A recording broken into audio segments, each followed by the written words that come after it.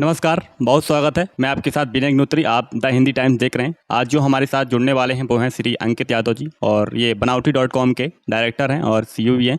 Sir, कैसे इसकी शुरुआत हुई बनावटी.com की? ये एक नॉर्मल बिज़नेस जैसे किसी को भी आइडिया आता है उसी तरह हमको भी आइडिया आया, या ये बोलूँ कि हमने समझा कि मार्केट में ये प्रॉब्लम है कि किस टाइप से एक स्मॉल क्वांटिटी का कस्टमाइजेशन होना है, या क्लोथिंग होना है, या कपड़ों की सेलिंग करनी है। तो ये चीज़ें हमारे यहाँ तो बहुत ना के बराबर थी। मध्य प्रदेश का ज़्यादातर व्यापारी आज भी या तो दिल्ली जाता है या मुंबई अहमदाबाद जाता है, वहाँ सर परचेजिंग करके लाता है और फिर अपनी शॉप से सेल करता है, मगर उसको वही सारी चीज़ें हम अपने यहाँ पर प्रोवाइड कराते हैं। अगर आप दूसरी तरफ देखें तो बहुत सारे ऐसे होटल ओनर्स हैं जो अभी तक टेलर्स के ऊपर डिपेंड करते थे, जैसे 5 स्टार होटल्स हो गए, या छोटे कैफ़े वाले हो गए, या दूसरे हो गए। अब उनके लिए उनको चाहिए कि उनका शेफ़ कोट या एप्रन कौन उनके लिए बना के दे सकता है, अच्छे से अच्छी चीज़ें कौन दे सकता है। तो उनके लिए उनके पास बहुत अच्छे ऑप्शंस नहीं होते थे। वो जो चीज़ें अवेलेबल हैं, जो रेडीमेड में हैं, उसी के साथ वो लोग काम कर रहे थे। हमने फ्रॉम डे वन ये चीज़ महसूस की कि हमें जो काम करना है वो इसी तरीके से करना है कि इन लोगों को जो प्रॉब्लम फेस करनी पड़ रही है वो ना करनी पड़े, इनके ऊपर कोई क्वांटिटी का बाउंडेशन ना हो, इनको एक वर्ल्ड क्लास, ये बोलूँ कि क्वालिटी ऑफ द गारमेंट और फैब्रिक इनको प्रोवाइड किया जाए, जैसा ये चाहते हैं वैसा इनको इनके हिसाब से दिया जाए। बस उसी प्रॉब्लम को हमने सॉल्यूशन में कन्वर्ट किया। ये आइडिया कैसे आया कि बनावटी.com की गारमेंट्स का ओपन किया जाए? सर, इसके पहले आपका भी कोई फ्यूचर रहा होगा कि हाँ ये करने, मैंने सुना है आपने बीटेक भी किया है। ऐसे देखा जाए तो मेरा कोई डोमेन नहीं था। मतलब जैसे आज ये बहुत चीज़ पॉपुलर हो गई है कि एमबीए चाय वाला है, उसने एमबीए किया नहीं किया हुआ है बट नाम एमबीए चाय वाला किया हुआ है। जैसे चाय सुट्टा बार है, अनुराग है, he is my one of good friend. तो सेम चीज़, वो भी इंजीनियर है, मैं भी इंजीनियर हूँ।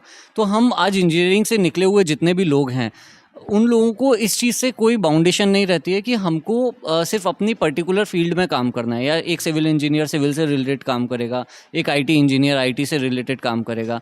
हम लोग अब मल्टीपल डोमेन्स में जा रहे हैं। हम लोगों ने पीछे एक्सपीरियंसेस लिए हुए हैं अलग अलग डोमेन में काम करने के, जहां हमको ये समझ में आता है कि एक इंजीनियरिंग करके इंसान टेक्निकल कैसे बनता है, किसी भी प्रॉब्लम को टेक्निकली सॉल्व कैसे करता है, और एक बड़े लार्ज नंबर ऑफ पॉपुलेशन का आप जब प्रॉब्लम सॉल्व करने जाते हो तो वो एक बहुत अच्छा आइडिया बन जाता है। बस वैसे ही सोच के हमने अपना बनावटी.com शुरू किया और आज हम यहाँ तक पहुँचे। सर, जब आपने कंपनी शुरुआत करने की सोची होगी तो उसमें सर ये बजट का भी बहुत बड़ा एक बहुत बजट बना होगा। और सर, इसका आपने बजट कैसे सर मैनेज किया होगा? बहुत सारी दिक्कतें आती हैं जब हम कोई भी बिजनेस स्टार्ट करते हैं, तो सर आप कैसे मैनेज किए? क्योंकि घर वाले भी बहुत सारे प्रॉब्लम्स आते हैं जब हम कोई भी बिजनेस की शुरुआत करते हैं। देखिए, बजट एक ऐसी चीज़ है कि जो सभी के साथ हमेशा प्रॉब्लम आने वाली है। और आप ये सोचो कि आज मान लीजिए 10 लाख 20 लाख रुपए के लिए या 50 लाख रुपए में आपको प्रॉब्लम है, नहीं, आपको यही सेम प्रॉब्लम फेस करनी पड़ेगी जब आप काम कर रहे होगे 500 करोड़ का, जब आप काम कर रहे होगे 5000 करोड़ का। आप सोचो, उन लोगों को प्रॉब्लम नहीं होती होगी, उनको भी प्रॉब्लम होती होगी।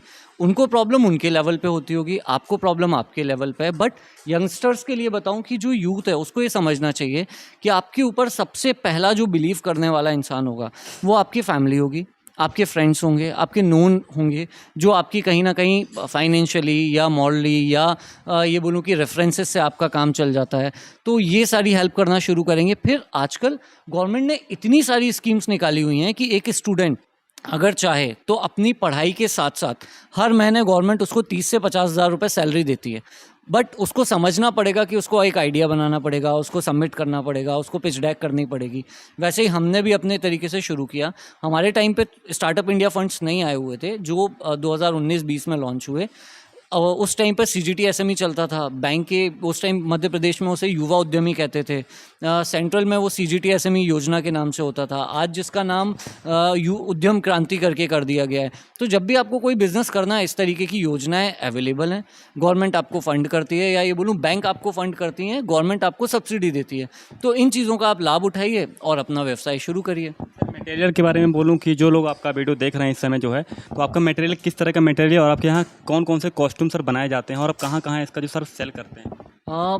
मैं सबसे पहले मटेरियल की बात करूं तो हम इंडिया की टॉप मोस्ट मिल्स के फैब्रिक यूज़ करते हैं, चाहे वो रेमंड्स हों, चाहे वो अरविंद हो, चाहे वो सियाराम हो, विमल हो, या डेनिम्स में आए तो ओसवाल हो, डेनिम्स में भी रेमंड काम करते हैं, भास्कर हो गया, और ऐसे मल्टीपल हैं। जैसे हम कॉटन भीलवाड़ा से मंगाते हैं, हम लोग लुधियाना से हौजरी मंगाते हैं। अब इसके अलावा हम बाहर से भी मंगाते हैं, मतलब इटालियन हम सूट का शूटिंग्स का फैब्रिक मंगाते हैं। तो ये चीज़ डिपेंड करती है कि आपको किस टाइप का प्रोडक्ट क्रिएट करना है, आपके कस्टमर का डिमांड क्या है, क्योंकि हमारा मोस्ट ऑफ जो बिज़नेस है वो कस्टमर ऑन डिमांड है। हम कस्टमर की डिमांड पे ज़्यादातर प्रोडक्ट रेडी करते हैं या ऑर्डर आने के बाद रेडी करते हैं। भले ही हम फ्लिपकार्ट पे सेल कर रहे हों, अमेज़ॉन पे कर रहे हों, या किसी पे भी कर रहे हों, हमारे पास एक बार ऑर्डर आ जाता है, उसके बाद हम सेम डे, हमारा बस प्रोसेस ये है कि हमको विदिन 24 आवर्स अपना पूरा ऑर्डर कंप्लीट करना है और उसको डिस्पैच करना है। अब रही बात इसकी कि हम कौन कौन से कॉस्ट्यूम्स करते हैं या कौन कौन सी कैटेगरी में काम करते हैं, तो हम बेसिक करते हैं शर्ट से, जीन्स हो गया, ट्राउज़र हो गया, ब्लेज़र हो गया, नेहरू जैकेट हो गया, शेरवानी हो गई, ये सब हो गए मेंस वेयर में। अब उसके बाद जैसे ब्रांडिंग के लिए आपको ज़रूरत पड़ती है तो कस्टमाइज टी शर्ट हो गया, शेफ़ कोट हो गए, आपके यूनिफॉर्म हो गई, जो यूनिफॉर्म लाइक जैसे आपकी इंडस्ट्री में यूज़ हो रही हैं या होटल इंडस्ट्री में यूज़ हो रही हैं, तो ये सारी यूनिफॉर्म्स हम लोग काम करते हैं। उसके बाद विमेन वेयर में हम लोग काम करते हैं, तो विमेन वेयर में सेम जैसे शर्ट हो गया, पैंट हो गया, आपका ट्राउज़र हो गया, जीन्स हो गया, कुछ ड्रेसेस में, कुर्तीज़ में, इनमें भी थोड़ा काम करते हैं। तो इन सारी कैटेगरीज़ में हम लोग काम करते हैं। अगर मैं ब्रांचेस करूं बनावटी.com, क्या और भोपाल के अलावा भी कुछ ब्रांचेज हैं, या फिर आप लोग ऐसा सोच रहे हैं कि आउट ऑफ इंडिया भी इसको बनावटी.com को ले जाया जा सके? हम लोग इसकी ब्रांचेस नहीं खोलने वाले हैं। अब हम इस पे ये बोलेंगे कि हम पब्लिक मॉडल पे जा रहे हैं, और पब्लिक मॉडल में हम इस तरीके से आगे काम करने वाले हैं कि कोई भी एक शॉपकीपर है, उसको अपने लोकल शहर में सेल करने में बहुत प्रॉब्लम आती है, उसको ऑनलाइन सेल करने में बहुत प्रॉब्लम आती है। तो हम आने वाले टाइम पे, या ये बोलूँ लगभग हफ्ते 15 दिन के अंदर, हम लोग इस तरीके से अपने पोर्टल को लॉन्च कर रहे हैं कि कोई भी शॉपकीपर किसी भी मार्केट का, किसी भी शहर का होगा, उसको कोई लिस्टिंग नहीं करनी है, उसको सिंपली उसकी फ़ोटोज़ क्लिक करके हमारी टीम को भेज देनी है, वो हमारे प्लेटफॉर्म पे सेल कर सकता है।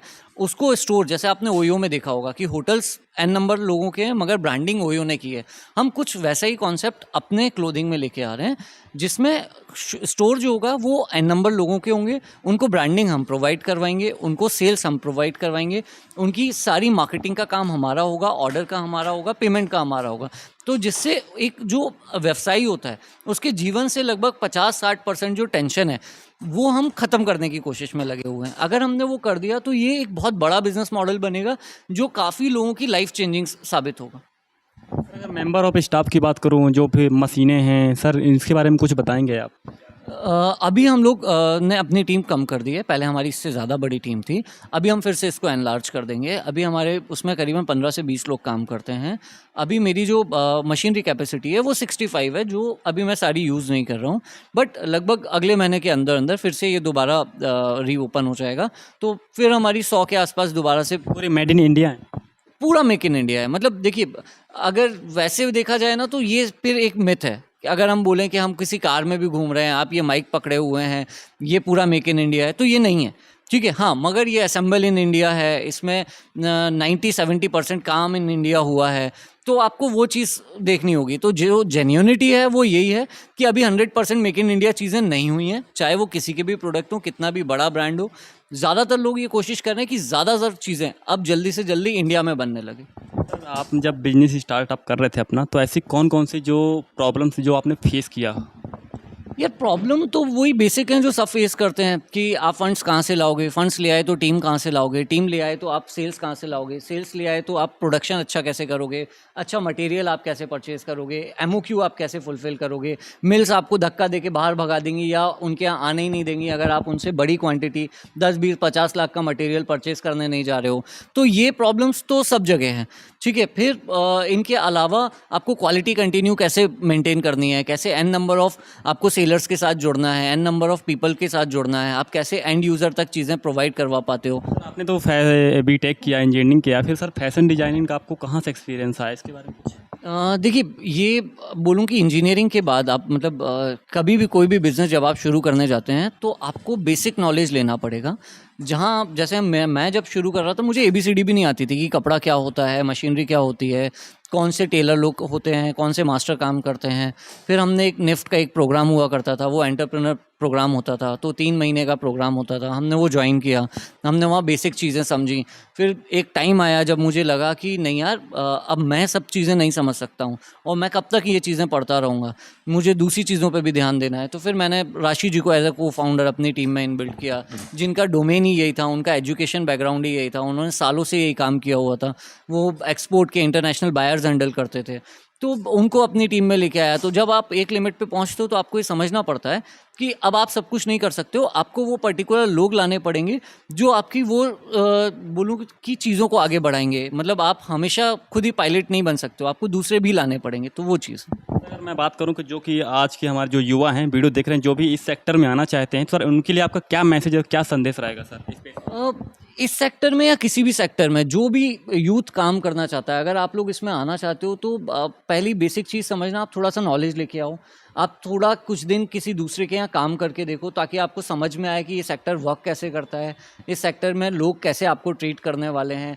ऐसा ना हो कि आप एक बार पैसे लगा के इसमें आ जाओ, उसके बाद आपका महीने 6 महीने साल 2 साल बाद मन ना लगे कि अरे यार ये सेक्टर तो मेरे लिए बना ही नहीं है, ये काम मैं नहीं कर सकता हूँ, या ऐसी चीज़ें मैं नहीं करना चाहता हूँ। तो ये चीज़ें आपको समझनी पड़ेंगी। दूसरी आपको ये समझनी पड़ेगी कि एक जॉब करना या एक दूसरे सेक्टर में काम करना या किसी भी सेक्टर में लगभग प्रॉब्लम्स जो होंगी वो सेम होंगी। मतलब आपको एक सेल का प्रॉब्लम आएगा, आपको मार्केटिंग का प्रॉब्लम आएगा, आपको कस्टमर एक्विजिशन कॉस्ट देखनी पड़ेगी, ROI देखनी पड़ेगी, आपको EBITDA चेक करना पड़ेगा।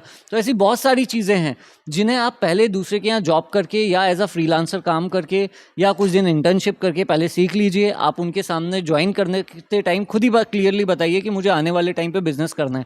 तो आजकल जितने भी यंग जो एंटरप्रेन्योर्स निकल रहे हैं, जो स्टार्टअप निकल रहे हैं, वो इन चीज़ को लेके बहुत चिल रहते हैं कि ठीक है, तुमको कल को जाके अपना स्टार्टअप शुरू करना है तो तुम कर सकते हो, इवन हमारी इंडस्ट्री में करना है तो भी कर सकते हो, तो भी किसी को आजकल प्रॉब्लम नहीं रहती है। तो आजकल थोड़ा लोग ओपन माइंडेड है, आप ओपनली मिलिए, लोगों से काम करिए, तो सब आपको आगे बढ़ाने में मदद करते हैं। बहुत बहुत शुक्रिया द हिंदी टाइम्स से बात। थैंक यू यार, थैंक्स अ लॉट। देखते रहिए the Hindi times. Cameraman Ranjan के भगत के साथ विनायक नूरी, द हिंदी टाइम्स भोपाल।